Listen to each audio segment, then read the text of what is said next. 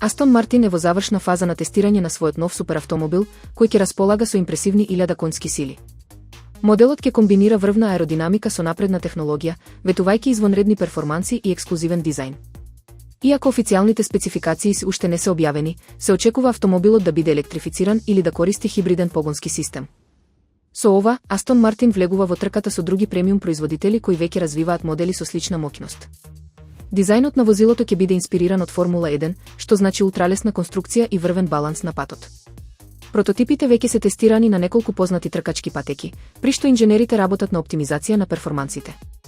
Очекувањата се дека новиот суперавтомобил ќе дебитира во наредните месеци, а цената ќе биде соодветна на неговата ексклузивност.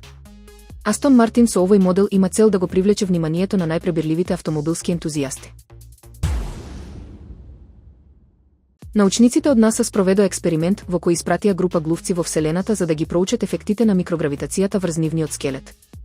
По враќањето на Земјата, истражувачите открија значителни промени во нивните коски, вклучувајќи намалување на густината и зголемена кршливост. Ова откритие е важно бидејќи потврдува дека долг престој во Вселената може сериозно да влијае врз коскеното ткиво, што е голем предизвик за идните мисии на Марс. Глувците покажале знаци на забрзана загуба на калциум, слична на остеопороза кај луѓето, што може да има долгорочни последици. Истражувачите сега работат на решенија кои би можеле да ги намалат овие ефекти, како што се специјални диети и физички вежби во Вселената.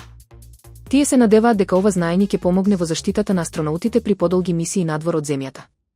Резултатите од оваа студија ќе бидат клучни за идни истражувања во вселенската медицина, особено во развивањето на методи за спречување на загубата на коскена маса.